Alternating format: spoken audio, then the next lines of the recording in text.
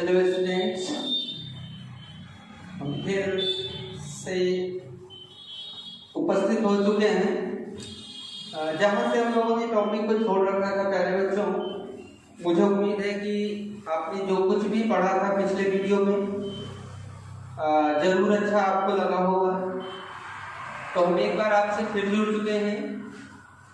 आइए हम अगले टॉपिक्स को मेंटेन करते हैं। क्या है हमारा अगला टॉपिक, कैसे पढ़ना है, क्या चीजें हैं, क्या रह गई है, क्या बातें बाकी हैं, उन सारी चीजों की चर्चा हम आपको इस वीडियो में करते हैं प्यारे बच्चों।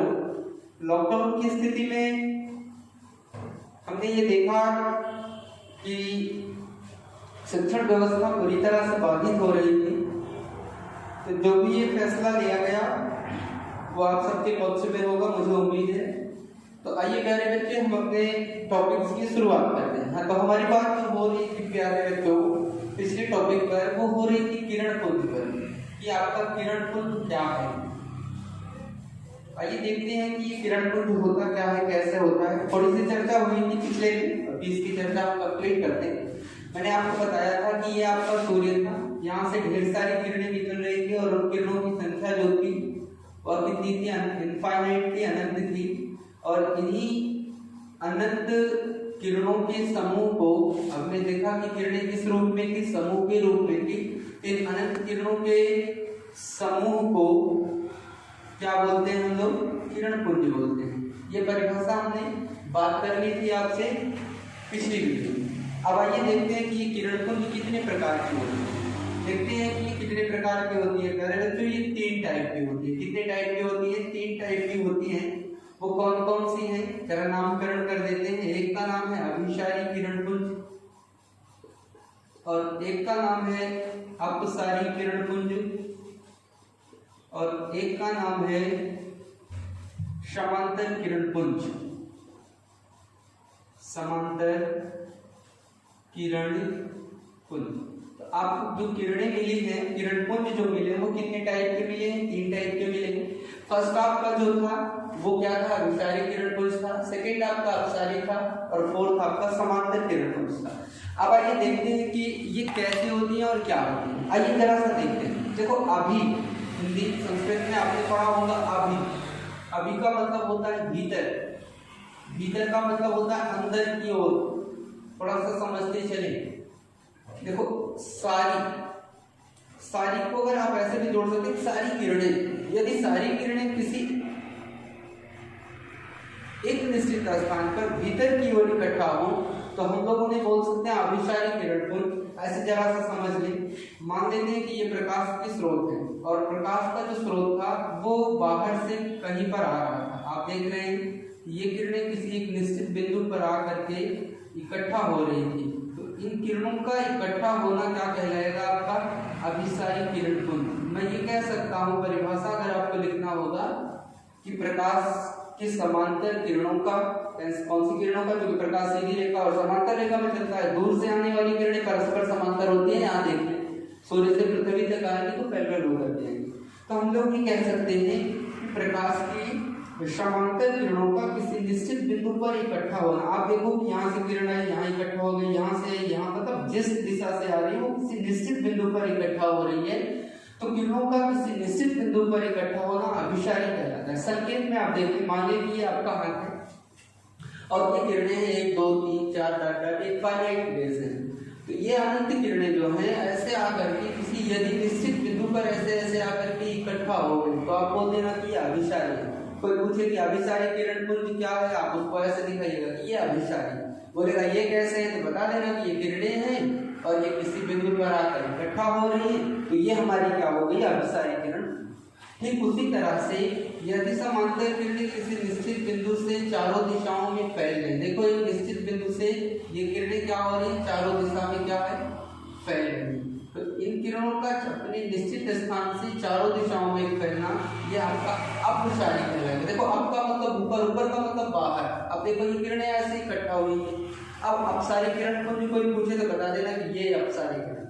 क्यों? क्योंकि निश्चित बिंदु से प्रकाश की किरणें चारों दिशाओं में क्या हो रही, फैल रही। तो प्रकाश की किरणों का किसी निश्चित बिंदु से चारों दिशाओं में फैल जाना क्या कहलाएगा, अपसारी किरण। अब देखिए समांतर किरण। प्रकाश की किरणें आप जानते हैं कि समांतर रेखा में चलती हैं, तो किरणों का एक दूसरे के पैरेलल होना, समांतर होना आपकी क्या कह रहे हैं कि यदि किरणें समांतर रेखा में चल रही तो वो आपकी समांतर किरण पुंज है। मतलब है कि तीनों परिभाषाएं आपके एक हाथ में स्थित हैं। जैसे कोई पूछे अभिसारी क्या है, तुरंत बताइए सर अभिसारी, अपसारी क्या है सर ये अपसारी, समांतर क्या है सर ये समांतर। अब देखो ये सारी चीजें एक दूसरे के पैरेलल हैं, समांतर, तो हम लोग ये बोल सकते हैं कि ये समांतर किरण पुंज है, ये अपसारी किरण पुंज है और ये अभिसारी। तो आज के बाद बच्चों यदि कोई पूछेगा कि समांतर किरण पुंज क्या है, आप तुरंत ऐसे संकेत दीजिएगा। आपसे पूछेगा कि अभिसारी किरण पुंज क्या है, आप तत्काल ऐसे संकेत दीजिएगा। पूछेगा अपसारी क्या है, ऐसे संकेत दीजिएगा। तो आपका जो लेवल है उस लेवल के अकॉर्डिंग मैं काम कर रहा हूँ। आप रफ और पेन लेकर के लगातार बैठे रखिएगा। जहां भी आपको थोड़ा सा भी लगे कि मेरे काम की चीज है, आप उसे नोटिस करते चलिएगा, नोट करते हुए चलिएगा। तो ये बात हमारी थी किरण पुंज से। अब आइए हम आपकी बोर्ड से रिलेटेड सबसे महत्वपूर्ण प्रश्न की बात करते हैं, और वो प्रश्न क्या है उसको मैं बोर्ड पर मेंशन कर रहा हूँ, कब से हम इसको रेज कर रहे थे। तो लाइट ऑफ का टॉपिक चल रहा है। लाइट में मैंने अभिसारी अपसारी समांतर एक प्रकार की किरण पुंज की भी बात कर ली। पिछले में मैंने लाइट्स के गुण के बारे में आपको जानकारी दिया था, सिलेबस को अपडेट किया था। आइए अब हम जानकारी लेते हैं, और प्रश्न आपका जो यूपी बोर्ड के एग्जाम के लिए महत्वपूर्ण होता है, बोर्ड एग्जाम के महत्वपूर्ण होने की दृष्टि से हम इसको आपके बीच में ये प्रश्न लेकर के आए हैं। आपका जो क्वेश्चन होगा वो ये होगा कि रिफ्लेक्शन ऑफ लाइट क्या है, मीन्स प्रकाश का परावर्तन क्या है। ये प्रश्न आपके यहाँ एग्जाम में पूछा भी जाता है, पूछा जाएगा भी। प्रकाश का परावर्तन क्या है, ये आपका क्वेश्चन है। आवश्यक नियम सहित व्याख्या कीजिए। तो जो आपका इसका नियम है, आवश्यक नियम सहित स्पष्ट कीजिए। तो आप नियम सहित स्पष्ट करते हैं, किस तरह से करते हैं आइए जरा से देखते। सबसे पहले हम जानेंगे कि प्रकाश का परावर्तन क्या है। और जो सबसे पहले जानो कि परावर्तन होता है, मान लो कि ये कोई बॉडी या फिर मान लो कोई ऑब्जेक्ट है, और ये मान लीजिए कि कोई दूसरी वस्तु है। अगर ये वस्तु यहाँ पर जाए, ऐसे जाए और इसी से टकरा जाए, और टकराने के बाद अगर ये लौट जाए तो ये हो गया परावर्तन। लेकिन हमको पढ़ना क्या है, प्रकाश का परावर्तन। तो हम प्रकाश के परावर्तन को जानने के पहले परावर्तन को जाने। परावर्तन क्या है कि किसी वस्तु का सतह से टकरा करके लौटना। मतलब कि मान लो कि ये वस्तु है, ये सतह, इससे पर टक्कर लगाओगे तो ये लौट आएगी। ये आपका क्या कहलाएगा, ये आपका परावर्तन कहलाएगा। लेकिन प्रकाश का परावर्तन क्या है, जरा सा छोटे शब्दों में समझ लें। मान लेते हैं कि ये टॉर्च है, हमने एक टॉर्च की रचना कर ली। जो ये आपकी टॉर्च है, इस टॉर्च से आपको क्या मिलता है सर, इस टॉर्च से मुझे प्रकाश मिलता है। तो मुझे परावर्तन किसमें दिखाना है सर, प्रकाश में। आइए ध्यान देते हैं, इस टॉर्च में क्या है कि ये आपका बल्ब लगा हुआ है, ये इसका फिलामेंट। अब क्या हुआ कि यहाँ से जैसे हमने बटन को ऑन किया, थोड़ा सा ध्यान देंगे, और ये आपकी एक सतह है। देखिए इस सतह की क्वालिटी ये होती है कि ये पूरी तरह से चिकनी होनी चाहिए। कैसी होनी चाहिए, चिकनी। चिकनी का मतलब ये हुआ कि ये पॉलिशदार होनी चाहिए। कैसी होनी चाहिए, पॉलिशदार। आइए ध्यान देते हैं। अब देखो इस टॉर्च और इसके बीच का जो मीडियम है, जिसे हम लोग बोलते हैं माध्यम, वो माध्यम किसका है प्यारे बच्चों, माध्यम इसके दोनों के मध्य में केवल और केवल एक चीज है, इसका नाम क्या है, वायु। क्योंकि जहां कुछ नहीं होगा वहां वायु होगी। कमरे में भी क्या होगी, वायु होगी। खाली बोतल में क्या होगी, वायु होगी। तो इसके बीच का माध्यम क्या है, वायु। अकेला मात्र, एकमात्र अकेला माध्यम, इसका नाम क्या है, वायु। अब ध्यान दें, यहाँ से टॉर्च को जैसे ही ऑन किया, आप देखते होंगे कि प्रकाश की किरणें ऐसे चारों दिशाओं में फैल गई। अब सारी किरण पुंज की, अब क्या हुआ, ये किरणें ऐसे बिल्कुल मूव करना शुरू कर दी। ये प्रकाश की किरणें आपकी जा रही हैं। अब जैसे ही प्रकाश की किरण, तो प्यारे बच्चों ये ध्यान रखना कि ये आपकी टॉर्च है, यहाँ से प्रकाश की किरण निकलेगी। अब निकलते हुए किरण प्रकाश की जा रही है। अब जाते जाते कहाँ से जा रही है, माध्यम से। अच्छा गई तो पहुंची कहाँ पर, इस सतह पर। ये ट्रांसपेरेंट है, मतलब ये जो सतह है चिकनी और पॉलिशदार, इस सतह की खासियत है कि ये अपारदर्शी है। क्योंकि परावर्तन तभी होगा जब आपका सरफेस एक ट्रांसपेरेंट होगा, मतलब है कि अपारदर्शी होगा। अगर ट्रांसपेरेंट होगा तो परावर्तन होगा लेकिन नाम मात्र का होगा। जैसे यहाँ पर जो कांच का घर था वो ट्रांसपेरेंट था, तो यहाँ से प्रकाश होकर के गुजर गया, क्योंकि प्रकाश के चलने के लिए माध्यम की जरूरत नहीं। अब जरा सा ध्यान देते हैं कि प्रकाश जैसे ही गया इस सतह पर टकराया और सतह की रचना जो थी वो ट्रांसपेरेंट थी, अपारदर्शी थी, तो टकरा करके क्या करेगा, ये लौटेगा। तो जब प्रकाश यहाँ से टकराएगा और टकरा करके लौटेगा तो बस प्रकाश का टकरा करके लौटना ही क्या कहलाएगा, प्रकाश का परावर्तन। आइए अब परिभाषा आप रफ पेन की सहायता से लिख भी सकते हैं। हम ये कहेंगे कि जब कोई प्रकाश की किरण, ये प्रकाश की किरण, ये आपकी क्या है, प्रकाश किरण, चलिए लिख ले चलिएगा, प्रकाश किरण। हम लोग ये बोल सकते हैं कि जब कोई प्रकाश की किरण किसी समांग माध्यम से, देखो समांग माध्यम, वायु अकेले एक समधन अंग, मतलब ऐसा माध्यम जो पूरी तरह से समान हो, तो यहाँ पर हमने लिख दिया माध्यम कैसा है, समांग। तो परिभाषा आपकी बन गई कि जब कोई प्रकाश की किरण किसी समांग माध्यम से चलकर, देखो जाने का संकेत है, ये जाने का संकेत है, ये जाने का संकेत है, तो जब कोई प्रकाश की किरण किसी समांग माध्यम से चल करके किसी चिकने, ये देखो मैंने पहले बताया था चिकना व पालिशदार, तो किसी चिकने व पालिशदार तल से टकराता है, तो टकरा कर क्या होता है, उसी माध्यम में वापस चला आता है। प्रकाश की यह घटना प्रकाश का परावर्तन कहलाती है। फिर से एक बार नोट कर ले, मिला लें। जब कोई प्रकाश की किरण किसी समांग माध्यम से चल करके किसी चिकने व पालिशदार तल से टकराता है और टकरा करके प्रकाश का संपूर्ण भाग उसी माध्यम में वापस चला आता है, प्रकाश की यह घटना प्रकाश का परावर्तन कहलाती है। ये थी आपके प्रकाश के परावर्तन की परिभाषा। अब आइए जरा सा ध्यान देते हैं, जैसे आपका एक छोटा सा क्वेश्चन ये हो सकता है कि सर माध्यम समांग ही क्यों है। दूसरा क्वेश्चन ये हो सकता है कि सर सतह चिकनी और पालिशदार क्यों। तो दोनों के जवाब हम आपको दे दे रहे हैं। लेकिन समान माध्यम का मतलब बेटा इस माध्यम से है कि अगर आपके माध्यम अलग अलग होंगे तो चाल तो इनकी बदल जाएगी ना। आपने पढ़ा था प्रकाश के गुण में कि विभिन्न माध्यमों में या भिन्न भिन्न माध्यमों में प्रकाश की चाल भिन्न भिन्न होती है। मान लीजिए कि वायु के बाद कांच आ जाता है या जल आ जाता है, तो चाल तो इनकी बदल जाती।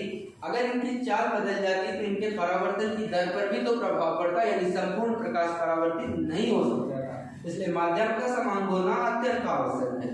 अच्छा, दूसरी बात यह है कि सतह चिकनी और पालिशदार ही क्यों है। तो आइए इस मुद्दे का भी सलूशन है कि सतह चिकनी और पालिशदार क्यों है और ये ट्रांसपेरेंट क्यों है। पहली चीज, अगर आपकी अपारदर्शी होगी तो प्रकाश क्रॉस कर जाएगा। दूसरा मामला, चिकना और पालिशदार नहीं होगा तो प्रकाश का परावर्तन बेहतर नहीं होगा। आप एक छोटे से प्रैक्टिकल से समझ लें, एक ये कमरा है और एक कमरा ये है। आप अपने घर में ये देख सकते हैं, इसमें बल्ब लगा हुआ है। अब इसको ऑन कर दीजिए, ये पूरी तरह से साफ चिकना प्लास्टर हुआ, पूरी तरह से पुताई हुआ। लेकिन ये जो आपका है इस कमरे में ना तो पुताई हुई है, ना तो ये साफ है, ना चिकना, पूरी तरह से खुरदुरा। दोनों में एक समान वाट के आप बल्ब लगाएं, फिर आप प्रकाश की गणना करें। मतलब क्या है कि प्रकाश जो आपको इन दोनों कमरे में मिल रहा है, दोनों प्रकाश पर का अवलोकन करें। उसमें आपको क्या मिलेगा, इस वाले कमरे में आपको प्रकाश की मात्रा जो होगी वो आपको ज्यादा महसूस होगी, लेकिन इस कमरे में आपको प्रकाश कम मिलेगा। मतलब इसमें उजाला जो होगा वो आपको ज्यादा मिलेगा और इसमें उजाला आपको क्या मिलेगा, कम। ऐसा हुआ।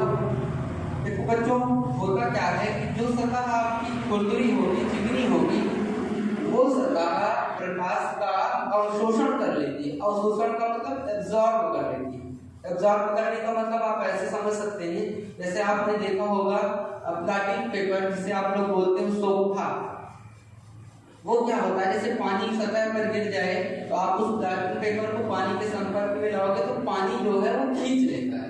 तो वही पानी का खींचना, उससे प्राप्त करना एब्जॉर्बेशन कहलाता है, जिसे हम लोग बोलते हैं प्राप्त करना, या फिर हम उसे बोल सकते हैं कि उसने उसको ग्रहण कर लिया। साफ तौर पर हम जैसे भोजन को खाना खाते हैं, जैसे हम खाना खाते हैं तो खाने का खाना मतलब ग्रहण करना, एब्जॉर्ब करना, प्राप्त करना, ठीक है।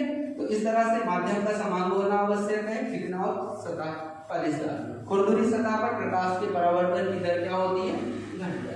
अब हम इसको इरेज करते हैं, आगे बढ़ते हैं। अब बच्चों ध्यान देते हैं कि इसके बाद का जो मामला आता है प्रकाश के परावर्तन से, देखो परावर्तन भी दो टाइप का होता है, पार्श्व परावर्तन और विसरित परावर्तन। वो आपके लेवल पर नहीं है, हम उसको पढ़ लेंगे अगली कक्षाओं में, जब हम बड़ी कक्षा में जाएंगे तब। उसमें होता क्या है कि दायां सिरा बायां, बायां सिरे दायां, ये होता है पार्श्व परावर्तन की कंडीशन में। ये सारी चीजें आपको कुछ बड़ी क्लास में पढ़ाएंगे, नहीं तो आप बताइएगा, हम डिस्कस कर देंगे किसी भी वीडियो में। अब आगे इसने कहा कि आवश्यक नियम से बोर्ड एग्जाम के लिए सबसे जरूरी जगह देखिए, बोर्ड एग्जाम का के दृष्टिकोण से प्रकाश के परावर्तन का नियम।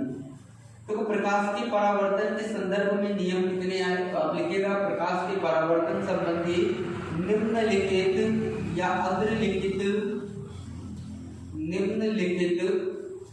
दो नियम हैं। कितने नियम हैं, दो नियम। अब वो कौन कौन सा नियम है ये मेंशन करें। तो सबसे पहले क्या हुआ कि आपका प्रथम नियम है, क्या आया, प्रथम नियम। अब देखो प्रथम नियम, द्वितीय नियम, सबकी हम व्याख्या करेंगे, फिगर प्लॉट करेंगे और फिगर प्लॉट करके उसमें दर्शाएंगे। तो सबसे पहले प्रकाश के परावर्तन के लिए क्या चाहिए कि एक चिकनी सतह चाहिए। चलिए हमने एक सतह ले ली, हम मान लिया चिकनी है, बिल्कुल प्लेन सरफेस होना चाहिए, क्योंकि प्रकाश का परावर्तन सबसे अच्छा प्लेन मिरर में होता है। ये क्वेश्चन आपके आईआईटी पॉलिटेक्निक जैसे एग्जाम में पूछता है कि प्रकाश का परावर्तन सबसे बेहतर कहाँ है, तो बताइएगा कि सर प्लेन सरफेस होगी तो बेहतर होगा। प्लेन सरफेस का मतलब ये होता है कि समतल सतह, प्लेन होना चाहिए। कैसा होना चाहिए, प्लेन। प्लेन का मतलब समतल, यानी अगर आपकी सतह जो है वो समतल होगी तो प्रकाश का परावर्तन सबसे बेस्ट होगा। अब ध्यान दें, एक शर्त और बताया था कि आपका जो सतह होगी, आपकी सतह जो होगी वो ट्रांसपेरेंट होगी, मतलब अपारदर्शी होगी। अब अपारदर्शी होने के लिए इसको क्या करेंगे हम लोग, इस सतह को ऐसे कलई कर देंगे। ऐसा क्यों, क्योंकि प्रकाश बिल्कुल जो है बाहर ना जा पाए, इसी से टकराए और इसी से लौट जाए। अब चलिए, अब क्या होता है कि मान लेते हैं कि ये आपका सूर्य है या फिर प्रकाश स्रोत है, कोई भी, जरूरी नहीं है कि वह सूर्य हो, बल्ब भी हो सकता है, कुछ भी हो सकता है, टॉर्च। मानो कि ये प्रकाश स्रोत है। अब बताओ जब यहाँ से प्रकाश की किरण निकलेगी तो ये आ रही है आपकी प्रकाश आ गई। ध्यान रखना ये लाइन टेढ़ी नहीं होनी चाहिए, सीधी। प्रकाश कैसी रेखा में चलता है, सीधी रेखा। अब ध्यान देना कि यहाँ से प्रकाश की किरण आ रही है, तो आ का मतलब होता है आना मतलब आ। अब देखो आ रही है, लेकिन आ रही है ठीक है, गिर रही है। जैसे इस चीज को हम ऐसे छोड़ेंगे तो क्या बोलेंगे कि गिर गई, आ रही नहीं बोलेंगे, बोलेंगे क्या, गिर रही है। तो संस्कृत में पतित से होता है गिरना, तो हमने इसको क्या लिख दिया, आपतित। अच्छा, रे बन रही है, इसको हम क्या बोलेंगे, किरण। तो जो प्रकाश की किरण सोर्स से आएगी उसे हम लोग क्या बोलेंगे, आपतित। अब ध्यान दें, जहां पर ये आपका प्रकाश की किरण आकर के टकराई है, आ रही है, तो मैं लिख दिया आ करके प्रकाश की किरण यहीं से खत्म हो जाती है। खत्म होने का मतलब पतन हो जा रहा है, नष्ट हो जा रहा है, तो हम इसे बोलेंगे आपतन बिंदु। क्या बोलेंगे इसको, आपतन बिंदु। ये आपका कौन सा बिंदु हो गया, आपतन बिंदु। जहां पर प्रकाश की किरण आकर के पड़े उसका नाम होगा क्या, आपतन बिंदु। अब ध्यान ये देते थे कि प्रकाश यहाँ से आई, टकराने के बाद ये बोलते हैं ना कि लौट जाती है। मैंने देखो उसी माध्यम में क्या किया, प्रकाश की किरण को लौटा दिया। मान लिया कि किरण ए आई थी और बी बन के ये क्या हुई, लौट गई। अब देखो यहाँ से ये जा रही है, जाने का मतलब परावर्तित हो रही है, लौट रही है। इसका भी नाम हमने क्या रख दिया, परावर्ती किरण। यहाँ ध्यान, दोनों किरणों के बाद। अब जैसे आपसे पूछ लिया तो कि परावर्तित किरण क्या है, बताइएगा सतह से टकरा करके किरणों का लौटना या किरणें जो लौट रही है वो है परावर्तित किरण। अब देखो प्यारे बच्चों, एक बहुत महत्वपूर्ण बात हम आपको बताने चाहिए इसके नॉर्मल के बारे में। अभिलंब, अभिलंब जो होगा वो परपेंडिकुलर एट द सरफेस होगा। मेरे कहने का मतलब ये हुआ कि वो सतह के बिल्कुल लंबवत होगा। जैसे ध्यान दें, ये प्रकाश की किरण मानो कि आ रही है, ठीक, और ये प्रकाश की किरण क्या हो रही है, जा रही है। अब बताओ दोनों का लंबवत बिंदु क्या होगा, ये देख रहे हैं। तो जो आपका नॉर्मल फॉर्म होगा वो सतह के बिल्कुल कैसे होगा, लंबवत की। हमेशा ध्यान रखना, जैसे आपसे कोई पूछ लिया कि ये कोई सतह है इस पर प्रकाश ऐसे आ रहा। अब बताओ इसका अभिलंब कहाँ होगा? सर इसका अभिलंब बिल्कुल इसके परपेंडिकुलर होगा, बिल्कुल इसके लंबवत होगा। कैसे होगा? लंबवत होगा। तो ठीक उसी तरह से इसका भी नॉर्मल क्या होगा? लंबवत होगा। अब यहाँ पर ध्यान देते हैं, मैंने यहाँ पर क्या किया है, नॉर्मल डाल दिया। इसको हम लोग कंपेयर करते हैं एन से। N for normal, normal means होगा अभिलंब। अब आप ध्यान दें, आपके पास तीनों चीजें मिल गई। कौन कौन सी चीजें मिली? आपतित किरण मिल गई, परावर्तित किरण मिल गया, अभिलंब हो गया। अब जरा सा बात मेरी समझिए, आपकी ये आपतित किरण आपके अभिलंब के साथ देखो कोई एंगल बना रहा है, कोई कोण बना रहा है। ये जो कोण बनाएगा इसे हम लोग बोलते हैं आई। कौन सा कोण बोलते हैं? आई। आई को हम बोलते हैं आपतन कोण। कौन सा कोण बोलेंगे बच्चों? आपतन कोण। ये ध्यान दें। अब ध्यान दें, अब आपका ये नॉर्मल जो होगा ये आपकी परावर्तित किरण के साथ भी एक एंगल कोरिलेट कर रहा, बना रहा है। इसको हम लोग बोलते हैं आर। क्या बोलते हैं? आर। आर का मतलब ये हुआ परावर्तन कोण। तो हम लोग ये ध्यान रखें कि अगर आपसे कोई ऐसा प्रश्न पूछे कि आपका आपतन कोण क्या है, तो आप बता देना कि अभिलंब और आपतित किरण। देखो ये कौन सी किरण है? आपतित किरण। ये क्या है आपका? अभिलंब। तो अभिलंब और आपतित किरण के बीच बना कोण आपतन कोण कहलाता है। ठीक।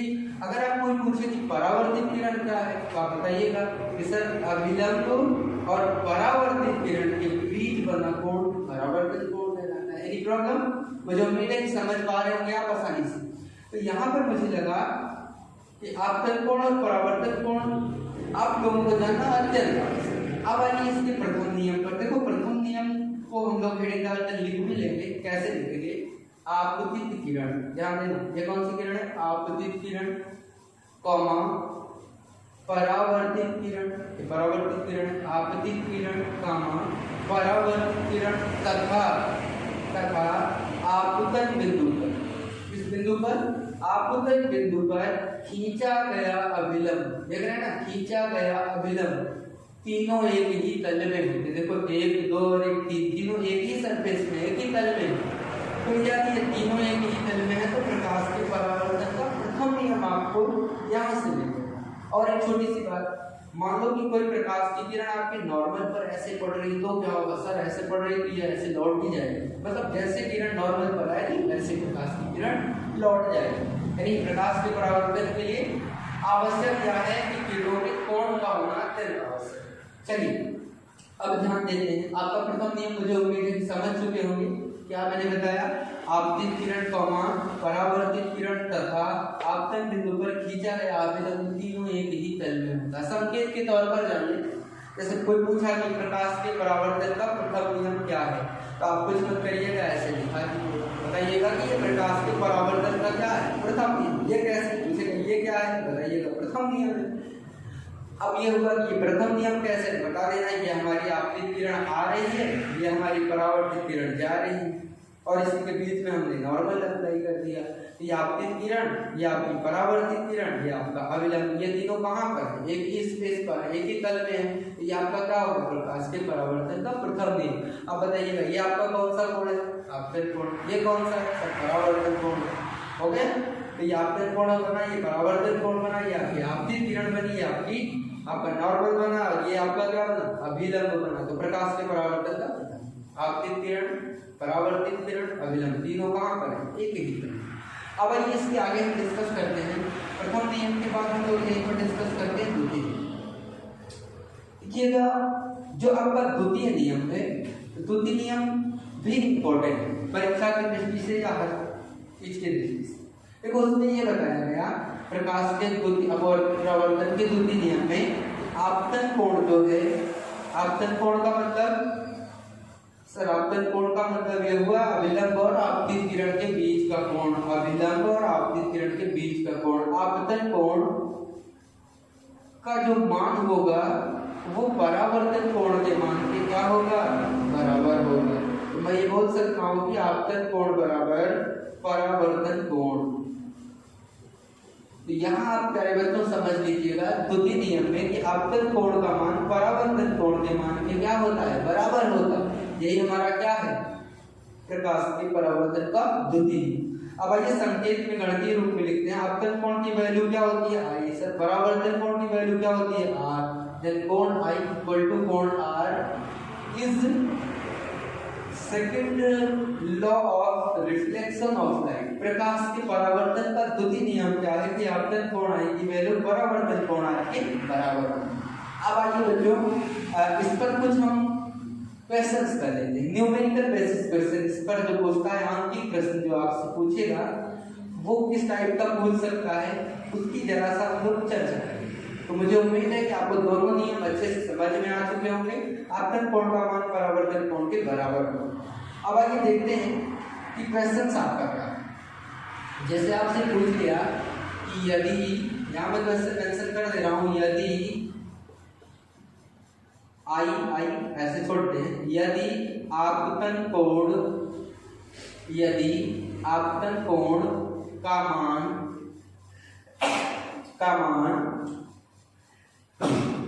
60 अंश का है। थोड़ा सा स्वास्थ्य गड़बड़ है भाई, फिर भी हम इस लॉकडाउन में आपके साथ लगे हैं। यदि आपतन कोण का मान 60 अंश है तो परावर्तन कोण का मान क्या होगा। तो प्यारे बच्चों हमको ये ध्यान रखना कि पहले आपतन कोण है क्या। आपतन कोण का मतलब आपतित किरण और अभिलंब के बीच का कोण। अब इसने कहा कि ये कोण हमारा 60 अंश का है तो ये कितना होगा, तो हम द्वितीय नियम पर पहुंचेंगे। तो यहाँ पर लिखेंगे, हल डाल देंगे अपना, जहां भी सोल्यूशन देंगे वहां हल डालेगा और लिखेगा कि परावर्तन के द्वितीय नियम से, प्रकाश के परावर्तन के कौन से नियम से, द्वितीय नियम से, second law of reflection of light, या आप बोल सकते हैं from second law of reflection of light. द्वितीय नियम क्या है सर, द्वितीय नियम है कोण आई इक्वल टू कोण आर। अब ये बताओ आपतन कोण को आप किससे डिनोट करते हैं सर, आई से डिनोट करते हैं। आई की वैल्यू कितना फाइंड आउट करें सर, 60 फाइंड आउट। तो अगर आपको 60 फाइंड आउट हुई तो कोण की आई की वैल्यू कितना है सर 60, देन 60 अंश आपको मिलेगा किसका मान आर का। याद ध्यान रखना कि कोण की कोई इकाई नहीं होती, क्योंकि कोण बराबर आपको क्या मिलता है, चाप बटे में क्या मिलती है त्रिज्या। अब मान लिया कि चाप भी किस में लगाया गया मीटर में, त्रिज्या भी किस में रही होगी मीटर में। मीटर से मीटर कैंसिल आउट होकर कितना आएगा एक क्या है आपकी न्यूमेरिकल वैल्यू है, आंकिक मान है, इसलिए इनका कोई मात्रक या कोई बीमा नहीं होगी। अब आइए बच्चों नेक्स्ट क्वेश्चन को देखते हैं। थोड़ा सा हम इरेज करेंगे कुछ एरिया को, उसके बाद हम आपसे अगली बात करेंगे। अब जरा से ध्यान दें, जैसे आपके लिए एक छोटा सा हम प्रश्न देते हैं और उस प्रश्न को थोड़ा आप सोचिएगा और महसूस करिएगा, बताइएगा। यदि क्वेश्चन आपका है, यदि आपतित किरण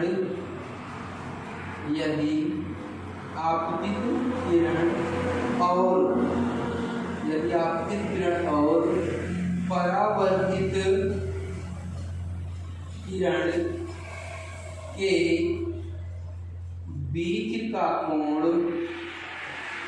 बीच का कोण मान लेते हैं कि 130 है, 130 अंश है, तो